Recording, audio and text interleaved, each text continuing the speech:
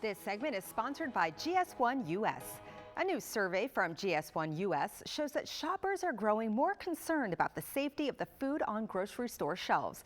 Joining us with insight into what's driving these concerns is Bob Carpenter, President and CEO of GS1 US. Hi, Bob. Thanks so much for being here.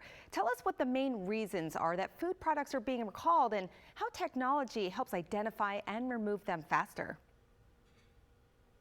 Well, good morning. And, there are really about four primary reasons that food products get recalled. The first is maybe an undeclared allergen like nuts or milk. The second may be a contamination issue from bacteria, E. coli or salmonella. The third could be an issue with a foreign object like a piece of glass or metal that oftentimes gets inadvertently put into a food item. And the last is just labeling issues. And, most importantly is advancements in science and traceability technology have really made food recalls work a lot better today than they did in the past. That's great to hear. Which food items are more susceptible to food recalls, and what should people do to check if their food is affected?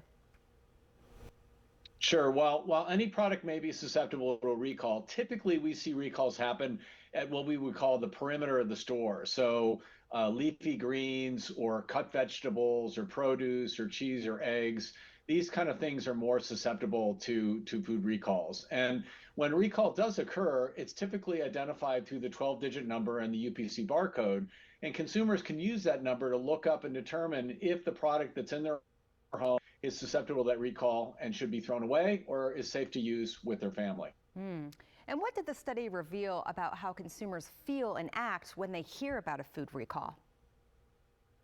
Sure. So the study was very interesting in revealing some real significant shifts in consumers' trust and behavior. Specifically, we found that 60% of consumers would avoid a category that had been susceptible to a recall, think lettuce or leafy greens, and 59% of consumers would avoid purchasing that category in the future as well. And we saw some real skews between age. For example, younger shoppers, so millennials or Gen Z, were a little more likely to avoid those products, 65%, versus older shoppers, so Gen X or boomers, were a little less likely to avoid those categories, about 55%.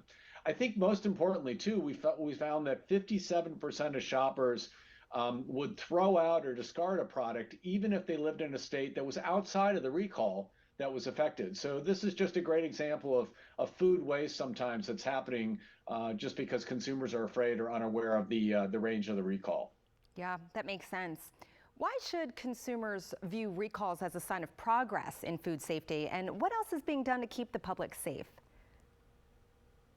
Well, I think food recalls really are an expression of a more proactive food safety system hard at work by the FDA and the USDA and others. And so I think that's why, despite the fact that maybe 93% cited some concerns about the frequency of recalls, I think 85% of consumers in the survey work that we did actually felt that recalls were very effective. And but there's always opportunities for improvement, and there is some regulation that's on the horizon for 2028 through something called the Food Safety Modernization Act that's going to require organizations that handle what are deemed high-risk foods to be able to produce records in a 24-hour period in the event that a recall occurs, which should help to make sure that we can identify and remove products as quickly as possible.